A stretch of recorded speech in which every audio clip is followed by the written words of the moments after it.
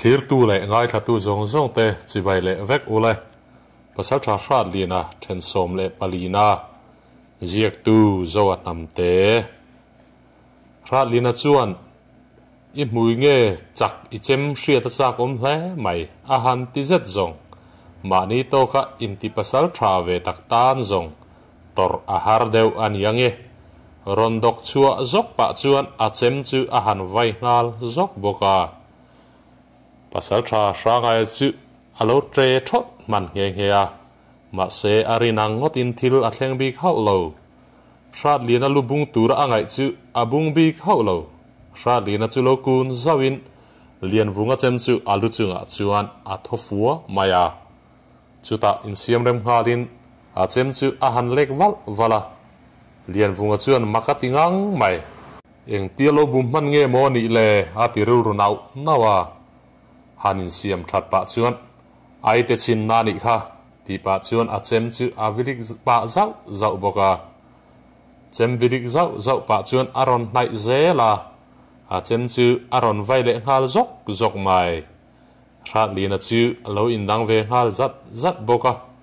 a che arang ati ve kher mai tin a tha a khau hle boka an chem chu ain khak trek le chok thina chutia aron bo buan reng chu lo mel karin a chema la le chi chu rang zet hian chem chu han vai chuak ve ngal zokin a tuma thelo ti hria takhian pasal thalian vunga chu a te ngal that mai renga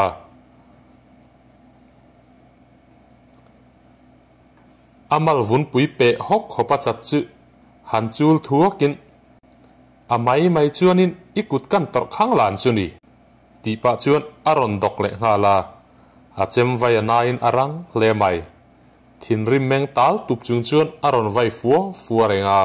hrat lina chuan a chem chu alo dang tleu ve zel boka hrat lina chuan khonge bel phur khua ral laka kan tol ngai lo ve kani ve thungo ti pa chuan a vai let ve tanghal fuwa maya pasal thalian vunga chu alo in veng ve viau na chung chuan a in veng ne meu lo chuani aban bulvel chu aron thoi thi le that thina chuta aron bo tu tha a train arang zuale moti tur hian a chem chu a pot letin aron vai chu le hal zok mai boka chuta hrat lina chu ron tot hnung le thutin lam thum vela hla chuan in ring tok ti hriat set hian ading het chara lian vunga chuan aron bo le a thin rim na le thato paron bo ani boka a tuan po a thale mai hrat lina chu lo meng karin lian vunga chem vai thon han petek zau chu apoita hrat lina chuan a chem chu vai dok ngal zokin fu nei ti hriat taka ari chak chuan atuma thel lo ti hriat takin lian vunga chu luoi nop chuan a sir tluk thum dup mai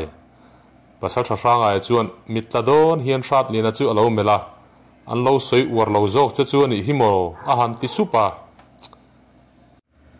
hrat lina chuan pasal thalian vunga sir tluk bum chu enin a chem chu a han vai dok le zoka lian vunga lu chu alum hrang ngal nol mai pasal tha ai thuam lam chu pan ve ngalin kong zal laya manim hing chal lau le chem in khak rian thiat chuan anin pom chil ti hria in chu lam pan chuan an dok phei ve ngal zoka pasal tha hrangai chuan belphur tlangwal te lo zam reng su u pasal tha hrat lianan an pasal tha lu a khai midang lu zong hi keinin khai ve thuang o ipa chuan aron ho ngal hel mai tlangwal ten an pasal tha on hriat chuan an chakna te chu bel chain a oma an ring hal hul mai ral ho la an pasal tha rem ruat na fing zet chuan anin pom chil main aza ve ai tam ma an tukzal man reng to mai bok nen an pasal tha oin ati huai sen zualin chakna apele sau bok nen mel malam lain an pasal tha thluk thu an hriatin an zam boka an hual khom tran ta an auri hul mai bok sinen thing thel valu pa chuan nung lam ton tlang luyang o kan ram china tran kan lo kho don nia a han ti chuan mel ma ho chuan nung lam chu ron bo let hukin aron tlan phei nga la ma sen valu pathang bongale pathoi ngura chuan ra rel fing takan lo nei ve tlat ral ho chu valupa ten an lo ma chona an nung lama an pathoi ho chuan tlangwal som zet chuan mau fe chu pahnih zel in an hum fur mai valupa chuan khaile hati rual chuan tlangwal ho chu an thu hniam ngal veka an lu chunga chuan mau fe chu aron vuri hlar mai patling teri chuan aron chun zom ngal zata mau fe chu pathum vel theu an kho chu ngal zoka chuta an pathoi chuan bong o ti pa chuan malam chu pan ngala valupa le a ho te chu ron ding ve ngalin an malama han en chu ral ho mau fein a thil tlang thi le liam chu an tlukal nul maya ral ho tan pon ron tlan tlang mai ngai na om to bik lo thal fang vung le hlar thin kara chuan silai a han puk le dur thin boka pasal trai thuma o ngai mai chuan tu ma zu suang chu ral chu kan normi ani ngai ti pa chuan a hual zim chunga om to thingthel ho chu asam ta bia maya rat lian le pasal tha sang aya ho ten aron pui vele boka ral ho la nung lama tol let thei bik to su kong zim laya ruang le liam tlunul chuan ati boi ve bok nen chu mai chu alani lo valupa le an pathoi chu anin thlop thiam em mai si a chang le mau fe haron fu a chang le thalfang aron zio le to thin bok nen an tlu zoi hi ani bera kol alo eng tan nen chung lai mual chu thi sen na koi ze zui hlom maya thingthel valupa chuan ral pan na lai bo huka an tlang the na lai tur a han mel thina ma se mun tin mai chu aping ni ber hiana muto a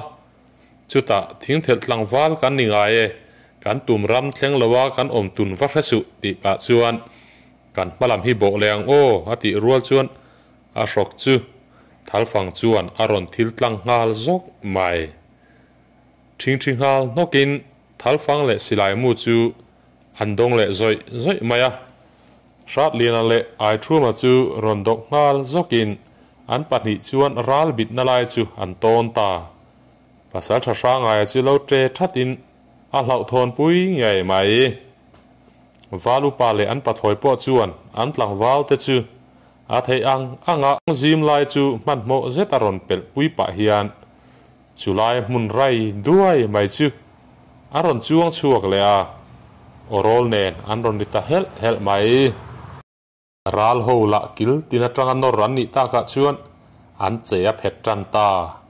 an tlu zo ti to chuan an ma ni ati zam chena samai si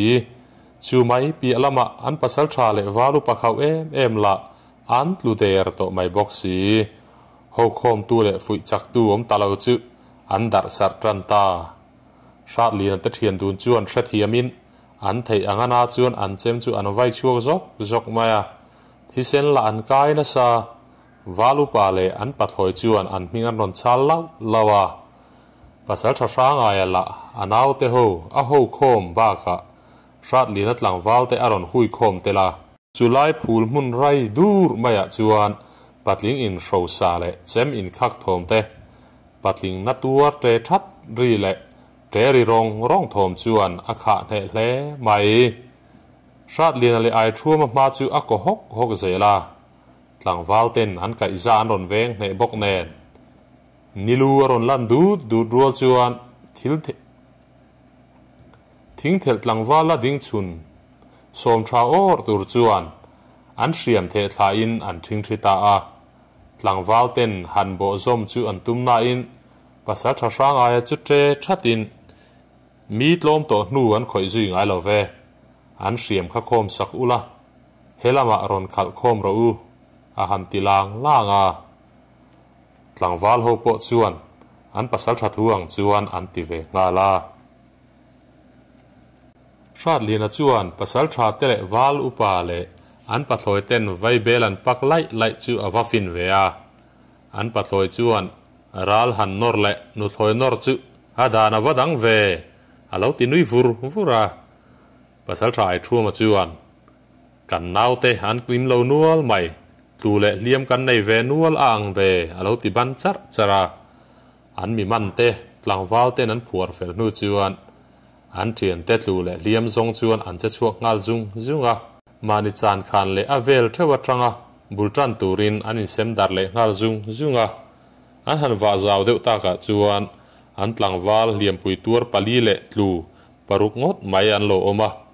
shat lina chu asap huta an mi man telu lak vek mai du khopat hin rim chuan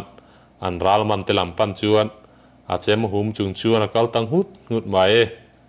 ma se kut en chu thla ka tum bi glo an mi man tela chuan an lo hlaw na samaya an bula thlen chuan eng wanga min ron run tum ngot nge in ni do tin soi chuan in lu ka ren don hau lo ania atiram muk mai tlangwal phan chang ber chuan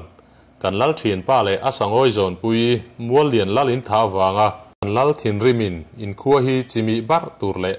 hal dar vek turin min tirani a han tiba naka sharlina chu ru mutin in lal chu a huai hlai mai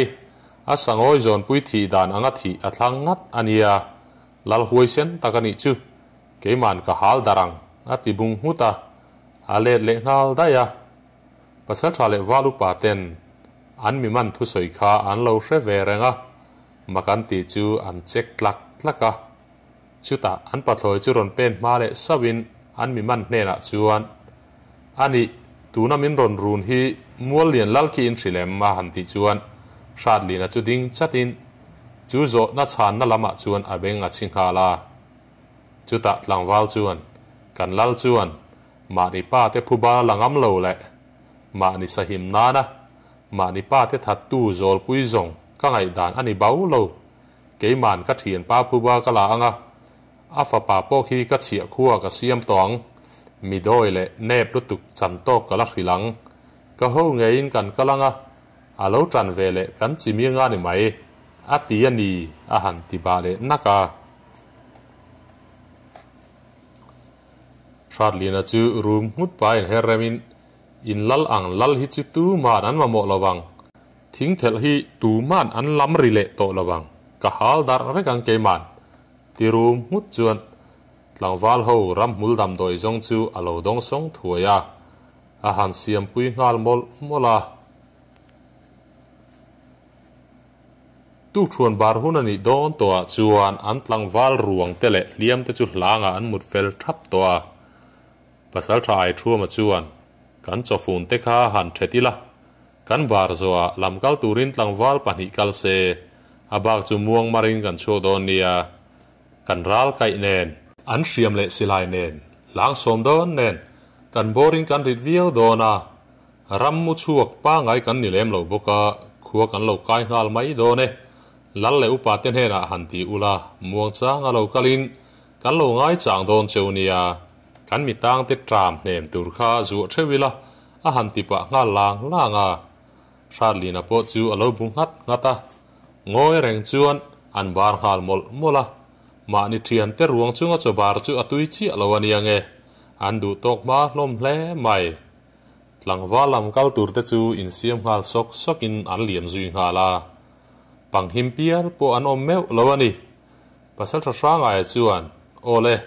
muang marin vaibel te khan pak zo chuan kholam pan veng o kan thian hliam te hi bol pui na en kol wat an ngai e mihringa in chan lo thei reng kan ni hi a han ti chat chara an ral lak te phur tur le lang zon tur in siama tin an ral kai te chu lang zon ho nuwa kalin valu pa le an pathoi chuan an chomanga an pasal thrang ayan ma ruanga midang chuan nu an ron dol don ani muang cha chuan anin sir chuak tranta a an ral tha ruang chu phum sen ni hek lo le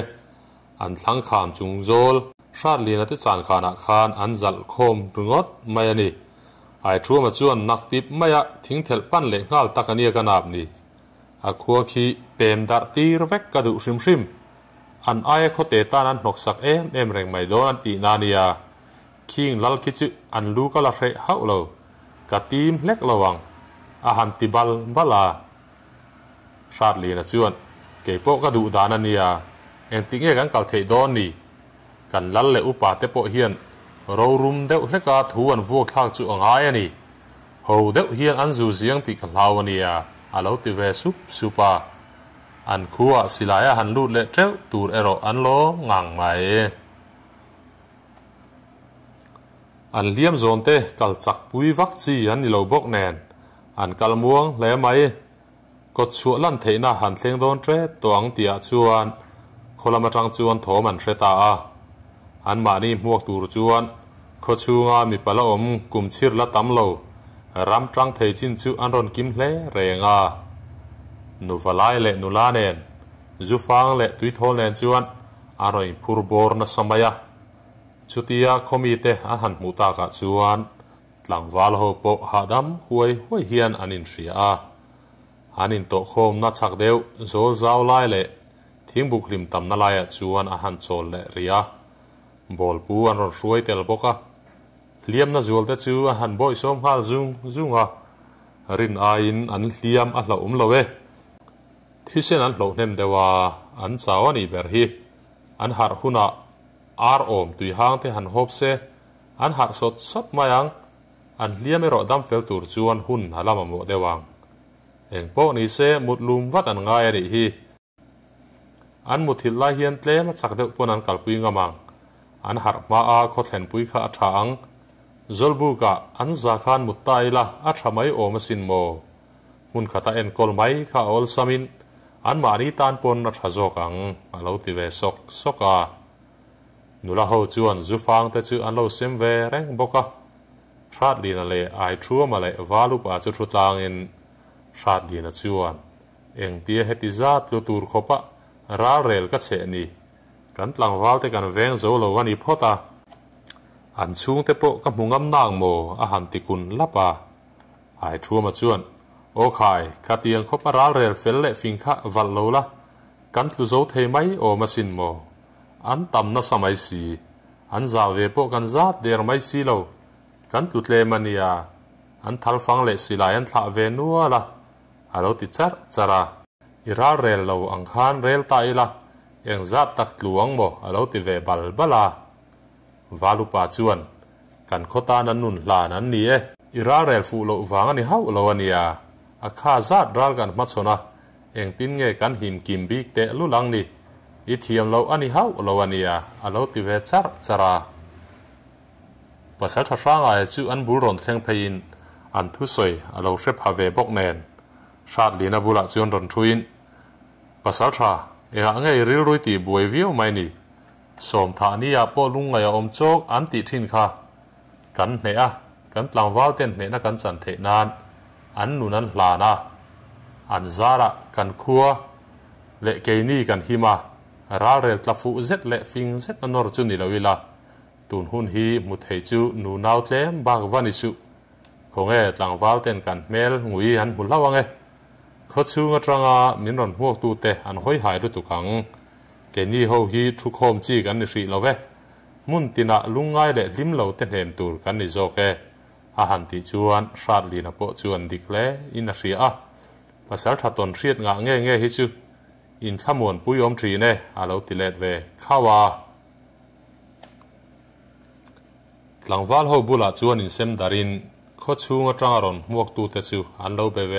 สกาบอลปุยนเลี้ยมน่าจวลเตอาหารบ่อยสมเฟลจวนเขาชูงละมาจังอเรากัลปะฟลายรัวเตจวนโซนินมันโมตักินขลัมปันจวนอันเลี่ยมกาลานูโฮเลนูลาโฮจวนอันสิลายมันเตเลเจมเลเฟเตฟุงกี้เตจูอันผูรสักตะบกแนนอันจางฮกินนูโฮทามิลจวนอันอินชิรชวกเวเลตังฮาลาเลมินันกัลจักเวตาเดอุบกะกดชัวโปอันไหตะเลไม่กดชัวจวนดาร์ควงเนนดาร์บูเนนอันมามีมวกตูเตจูอันเราริเบงบุงมายากดชัวอันหันลูดเฉาจูอันลัลปาหูเฮียนอันเหล่ามัวเฮียเหล่านี้ภาษาไทยทัวมาจวนหลังวาลหูขันกันรัลมันเตฮีมีปุยลักะกันเหลียเดวโดนียอันดูทัวรอนกัลอันนิบิกเลาวะอันเล่าดูอัมเล่สวลวางตัวเวเจ้าวันนี้กุดทักหน่อยตุ้มเพชเตค่ะหันเหล่าอมังปัดลึงอินนุนดูอินจะสวยลวินอันลมทัวอันสวยหัวกุดท่าเละสามฮีติมีอันหนึ่งไอเลวเวอาหารติลางล่างกดชื่ออันหันลูดชื่ออปุยน้อยนั้นเรา an lal te nu pa hlei a hlima an lo tanga an pasal tha te chu lal nu le upan upui te le kho sa thei nu te chuan ar ke ziak le thi fang te chu an ban ve mola nula te chuan ar ke ziak te ron banin zu fang te chu an bar pa hong boka par chingi khum thangi le lal fanuron in zui chuan mi mit an vala te lu em an mel tha in an pian an hlom em maya en an val ho te lu em pari chuan a pasal chu hlim nui ver chung chuan ar ke ziak chu han bana lo mu ve che ka tuma ma se kan boi lu tu ka idam ti ka ria kalo me ti lo hriala kho ve la ka nei chuni nia kap mangai ka pasal du lai ni hi ti pa chuan aban bula chuan a han ku a lal fanu le khumi pon lim takin nula dang rual chuan ar ke ziak le zu fang nen chuan an kual ve a an pathoi chuan pasal tha ai thua ma han kheu zau pa chuan lal fanu te thian dun chu han kok zawin luma po ka lo ve ngam ma han ti zet zong pasal tha ai thua ma chuan adara han ben thak ba hian ka va thil don em ni alo ti khur chara tlangwal hoin han pasal tha nui khur char le abula ding an pathoi mu chuan thilom zia chu man deuh ruakin a thil soi tur chu nu emo nu lai emo ani ngei don ti chu an hrenghal maya lalpa ber churun aw langin chung lut don ango kan tlangwal kan khota na nun hlan tu te kha lalmuala thlen photila chutatang chuan in lam kan pan pui don nia a han tia lal chung ko ten ma ruin upa tele valu pa ten zuin ruang zon hnunga mi puyan kala raldo hoin zuin an ralman ten an zuya pasal tha te chuan nu an khara shat lena nu po upanu pui hoin an zinga an pot lu ta nui hok chung chuan an zinga chuan a kal ve ta a an kholhui te han ngai tu chuan a in nom hlei zia le mi tu mai po chuan an pasal thanu ani ti hret taka an chung en tlat te chu azak em thina an chung kwa min an nel em le ami tha ami chia in an chuang kai ve reng te chu alom thein aril ru al tim tok ve mani ma se mi mir chuan an chung en ani ti a ria chuan azak thin hle a chuti a in ngai tu nau lai chuan lal mol chu han lo thleng reng to a mi puiding kual pup malama chuan an ral man te chuan tin tir boka ri thei chitin nen silai lon thom nen lal mol chu loma wang chuan ari beng bung mai lalpa chu alei ka puya chuan han chuang kaya au pa tele anu pui fanau ten an zui ve ngal boka lalpa chuan a kut chuan mi pui chu han za pa an ngoi ngal thup mai pasal tha te chuan tlangwal te chu engemaw thula an ralman te an him nan an bul hnaia chuan an sem dara hrat lina te chung ko chu kil khata chuan an lo ding thapa pare chuan a pasal hliam an tuam na het lo te chu alo tuam tha ve mol boka lalpa chuan a o han thian kharin o le hei ka pasal tha le tlangwal ten ne na ro pui takan ron changa kan tlangwal then khatin kan khota nan nun an hlana an ni awanga him kan ni ti in tlangwal thuta te chu a han choi moi te a khai kan pasal tha khau le kan dai ngul pasal tha kan ne phan chang ber pasal tha sangai kha heta ron chuang kai sela an hena chan dan te khomi puin kan thechak ma min han hril che se ti pa chuan an pasal tha chu a han hui ngal zau boka ole ti khan pasal tha hrat lina then som le palina chu halo zo le ta a nak tu ka dam te om chuan pasal tha hrat lina then som le pangana ron ti chu le katum don nia ilong ngai thaka wangin kalom em